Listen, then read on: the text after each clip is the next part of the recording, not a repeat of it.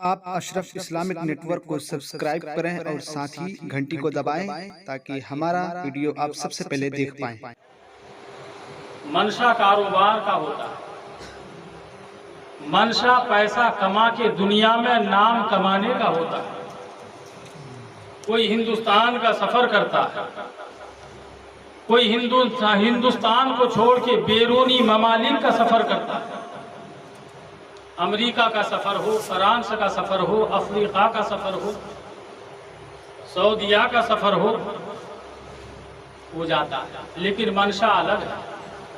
منشا کیا ہے؟ رزق کمانا، اس سے ترقی دنیا میں پانا اور ترقی یافتہ دنیا کے اندر نام روشن کرنا، یہی منشا ہے۔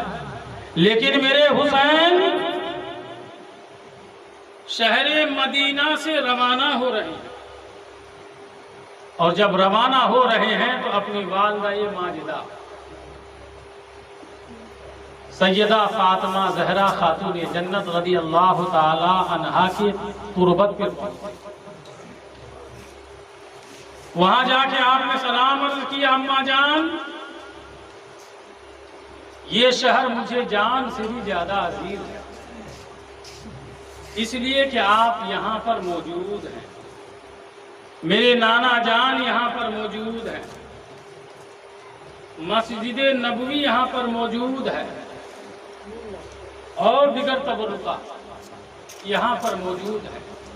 حضرت امام حسین اپنی والدہ محترمہ کی قبر مبارک پر جاتے ہیں، السلام پیش کرتے ہیں، اور سلام پیش کرنے کے بعد زار و قطار رو رو کر کے دعا مانگ رہے ہیں کہ میری والدہ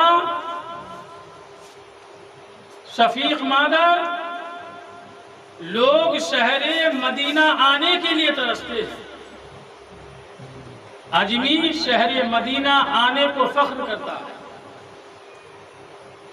اور میں شہر مدینہ چھوڑ رہا ہوں۔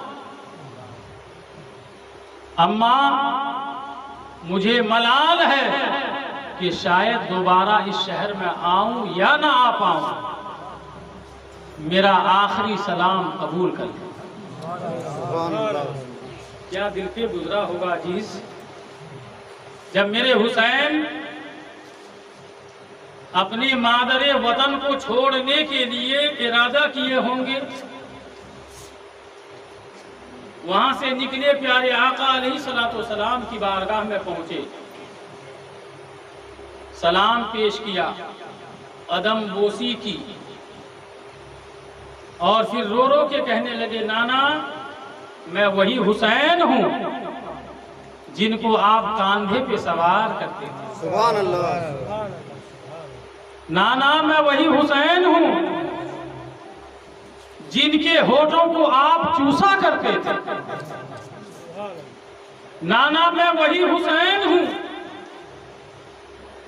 جن کے قریب آ کر کے آپ اپنی ناک مبارک کو لگا کے سونگھا کرتے تھے تو آپ کو جنت کی خوشبو آتی تھی، جنت کے پھولوں کی خوشبو آتی تھی۔ نانا میں وہی حسین ہوں جن کے لیے آپ نے سجدے کو طویل کر دیا تھا۔ میں یہاں سے سفر کر رہا ہوں، پتہ نہیں دوبارہ اس شہر میں آپ کی بارگاہ میں حاضری ہو نہ ہو، میرا آخری سلام قبول کیجیے گا اور میرے حق میں دعا فرمائیے۔ وہاں سے آپ روانہ ہو رہے ہیں کوفہ کے لیے۔ میرے عزیزوں، غور کرنے کا مقام ہے، نبی کے دروازے کو چھوڑ رہے ہیں، شہر مدینہ کو چھوڑ رہے ہیں، جنت البقیع کو چھوڑ رہے ہیں، اپنی والدہ ماجدہ خاتون جنت کی تربت کو چھوڑ رہے ہیں، یہاں تک کہ خانہ کعبہ کو چھوڑ رہے ہیں۔ کیوں چھوڑ رہے ہیں؟ اس لیے چھوڑ رہے ہیں کہ میرے نانا جان کی امت راستے سے بھٹکی ہوئی ہے، ان کو جا کے دین کا راستہ بتا، دین کے راستے پہ چلو، دین کے راستہ ان کو دکھاؤں، اور اگر میں نے دین کا راستہ نہ دکھایا نہ بتایا تو کل بروز قیامت مصطفیٰ جان رحمت کے سامنے کیا جواب دوں گا؟ رب قدیر جب گرفت فرمائے گا کیا جواب دوں گا؟ آپ وہاں سے نکلے، آپ شہر مدینہ کو چھوڑے، آپ شہر مکہ کو چھوڑے، آب زمزم کا کنواں چھوڑا، میزاب رحمت آپ نے چھوڑی، مقام ابراہیم آپ نے چھوڑ دیا، صفا مروہ کا مقدس پہاڑ جس کو اللہ نے اپنی نشانی قرار دیا اس پہاڑ کو آپ نے چھوڑا۔ کیوں؟ اپنے نانا جان کی امت کی۔ لیکن عزیزو، جو حسین نانا جان کی امت کو بچانے کے لیے گھر بار چھوڑے ہو، تمام چیزیں چھوڑے ہوں، وطن سے بے وطن ہو گئے ہوں، وہ امت حسین کے لیے کیا کر سکتی؟ تو سوچئے، ہماری خاطر انہوں نے 6 مہینے کا علی اصغر کی قربانی دی،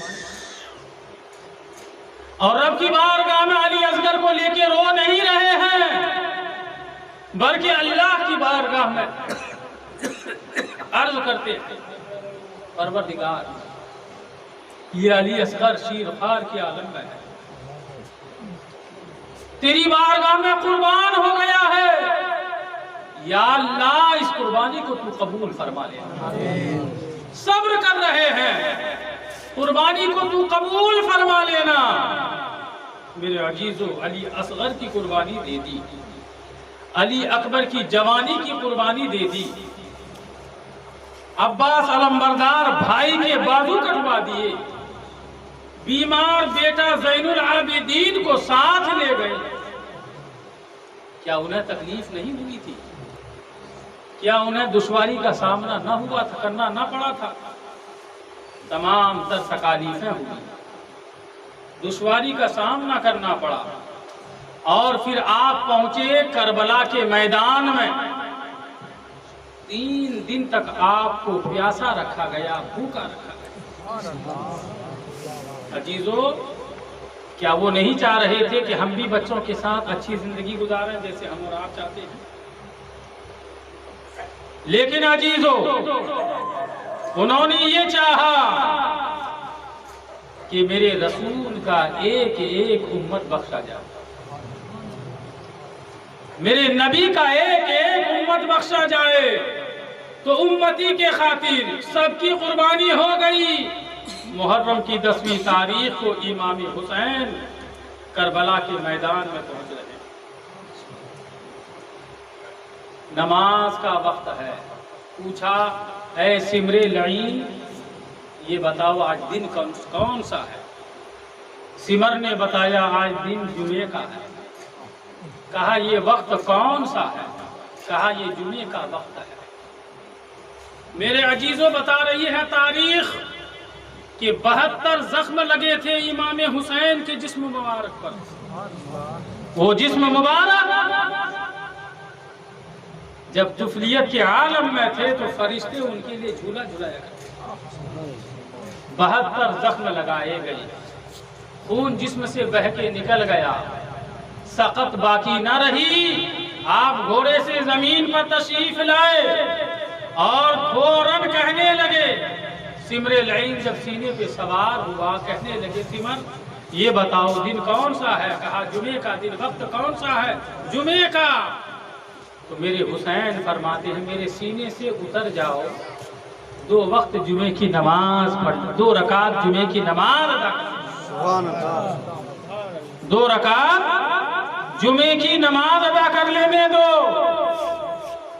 علماء، خطبہ، امام منبر رسول پر بیٹھ کر کے میرے اور میرے نبی کا خطبہ دیتے ہوں، میرے اور میرے نبی کی تعریف بیان کرتے ہوں، لہذا تم اتر جاؤ، مجھے نماز پڑھ لینے دو۔ حضرت میرے امام سجدے میں چلے گئے،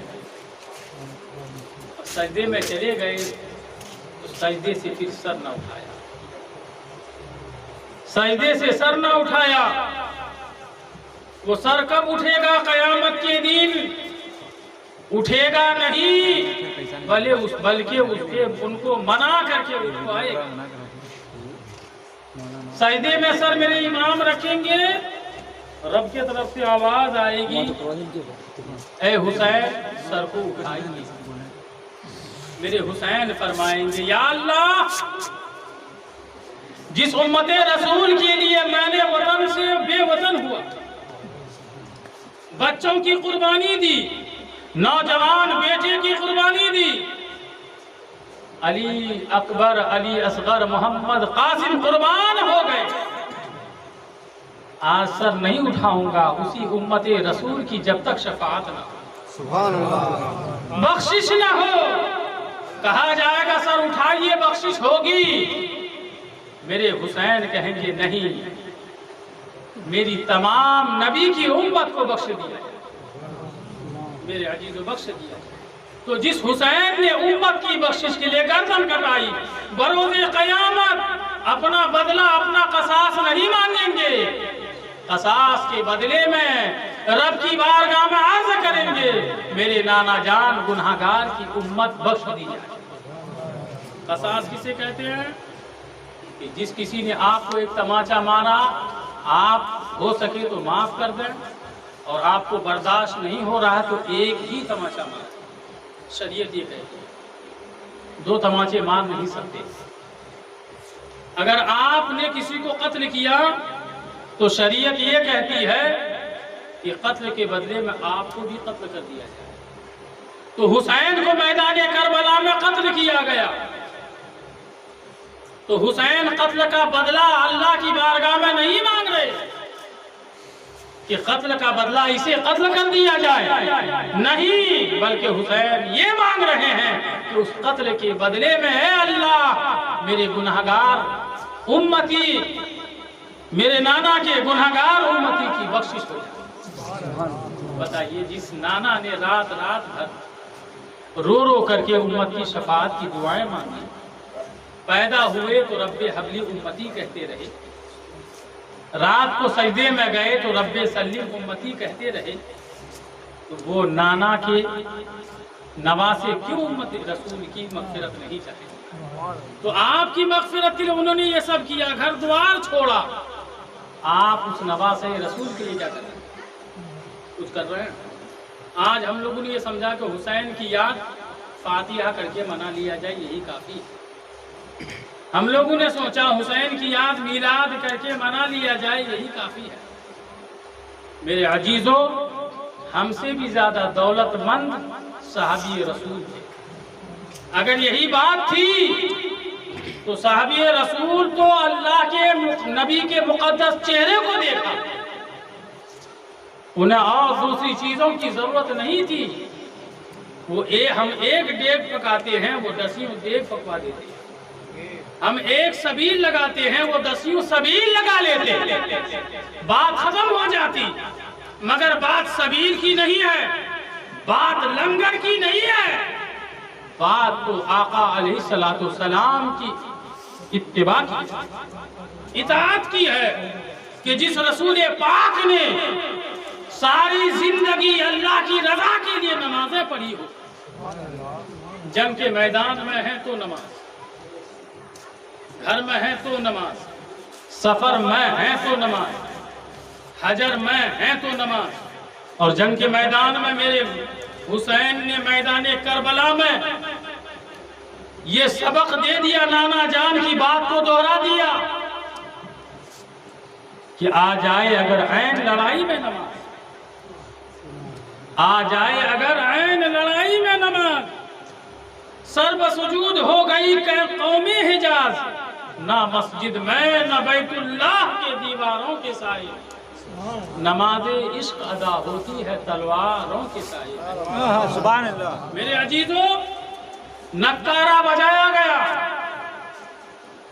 لیکن میرے حسین نے فرمایا میرے ماننے والوں، میرے چاہنے والوں، غم نہ کرو، آذان پڑھو، پہلے نماز پڑھیں۔ میدان کربلا میں آذان پڑھی گئی، اور آذان پڑھنے کے بعد میرے حسین امام اب کے منصب پر گئے، اور آپ نے خشوع اور خضوع کے ساتھ نمازیں پڑھائی۔ تو میدان کربلا میں तलवारों के साए में जो हुसैन ने नमाज पढ़ी, उस हुसैन से मोहब्बत करने वाले खाली मिलाद करेंगे, खाली फातिहा करके मनाएंगे? नहीं अजीजों, फातिहा मिलाद ये तमाम कार्य खैर हैं, लेकिन अफजल काम नमाज है। नमाज के बगैर कहीं भी आपका बेड़ा पार हो ही नहीं सकता। आप मस्जिदों में जाते हैं, दरवाजों पर लिखा रहता है रोजे महशर के जागदास बवत अव्वली पुरशिश नमाज बवत। मैदान महशर में जब रब्बे कदीर की तरफ से सवाल होगा उम्मती रसूल से, तो हज के बारे में पहला सवाल नहीं होगा, ज़कात के बारे में पहला सवाल नहीं होगा, रोजे के बारे में पहला सवाल नहीं होगा, मीलाद और फातिहा के बारे में सवाल नहीं होगा। अगर पहला सवाल होगा तो नमाज के मुतालिक होगा। और जिस किसी ने पहले सवाल का जवाब दे दिया, समझो कि उन्होंने तमाम सवालात के जवाब दे दिए। इसलिए मेरे अजीजों, हम फातिहा भी करें, मिलाद में भी बैठें, जुलूस जलसे में भी जाएं, लेकिन नमाज जरूरी है। उसमें भी जाएं तो ऐसा नहीं कि चादर चढ़ा दिए, फातिहा करवा दिए, नमाज का वक्त है, हम बाजारों में गश्त कर रहे हैं। नहीं, साहिबे उर्स की रूह आपसे खुश नहीं होगी। साहिबे उर्स की रूह आपसे जब खुश होगी कि आप वहां जाके भी नमाज पढ़ो, जाके भी सजदा करो, आप वहां जाके भी अल्लाह के घर को आबाद करो। तो मेरे अजीजों, मेरे आका अलैहिस्सलातु वस्सलाम के नवासे हुसैन ने मैदान करबला में नमाज पढ़ के ये सबक दे दिया है कि हुसैन के चाहने वालों के ऊपर नमाज कभी माफ नहीं है। बीमार है तो नमाज उनके ऊपर फर्ज है, कमजोर है तो नमाज उसके ऊपर फर्ज है, जवान है तो नमाज फर्ज है, ज़ईफ है तो नमाज फर्ज है। नमाज किसी हालत में माफ नहीं। अल्लाह ताला हमें आप सबको हुसैन पाक के नक्श कदम पे चलने की तौफीक नसीब। और मौला हम सब दुनिया में जिए तो हुसैन की मोहब्बत में जिए, और दुनिया से जाएं तो हुसैन पाक की मोहब्बत में जाएं। और मैदान महशर में जब कब्र से उठ करके मैदान महशर पहुंचे तो हुसैन पाक के झंडे के नीचे हमारे लिए और आपके लिए जगह था। अस्सलामु अलैकुम व रहमतुल्लाह।